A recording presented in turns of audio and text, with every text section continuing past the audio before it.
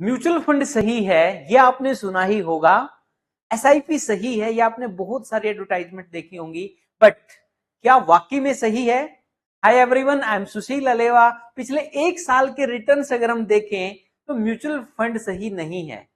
जिन लोगों ने भर भर के म्यूचुअल फंड की एसआईपी की है उन लोगों को बड़ा डिसअपॉइंट किया है कि उनका एफडी का रिटर्न भी नहीं रहा मार्केट के अंदर। जो लोग स्टॉक्स नहीं खरीद पाए उन लोगों ने म्यूचुअल फंड खरीदा और म्यूचुअल फंड खरीदने के बाद उनके हाथ निराशा ही लगी है।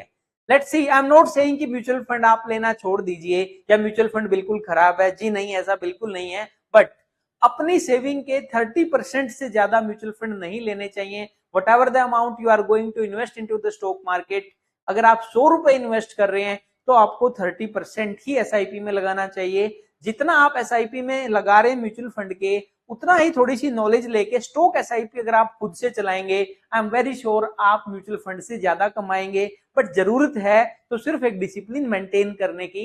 आइए कुछ प्रैक्टिकल मार्केट के असेसमेंट आपको दिखाते हैं so that you can get aware about the things. यहाँ पे कुछ कंपनीज के नाम हैं और ये उनके एक साल के रिटर्न्स हैं। तो सबसे पहला नाम आता है सैमको लार्ज कैप फंड का। इसका जो रिटर्न है अब अगर आप देखेंगे तो वो भी नेगेटिव में है, बट ये 1 से 3 महीने का है।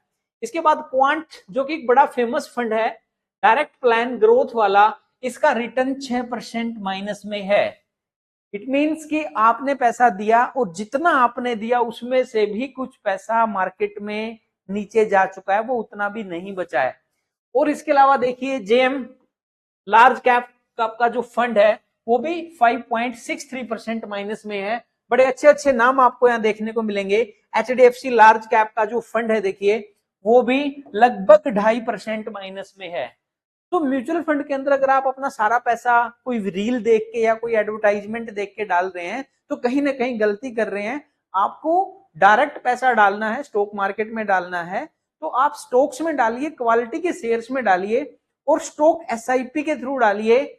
जितना रिटर्न आप म्यूचुअल फंड में यहाँ पे ले रहे हैं इससे कहीं ज्यादा रिटर्न मिलेगा और आपको डिसअपॉइंटमेंट नहीं होगा। बट एसआईपी जरूर करें, लेकिन एसआईपी 30% से ज्यादा का अमाउंट का नहीं करना और लमसम में तो बिल्कुल ही मत डालना। तो गाइज म्यूचुअल फंड सही है, अगली बार ये ऐड देखें तो जरूर सोचें कि क्या मैंने जो रूट लिया है वो भी सही है या नहीं है।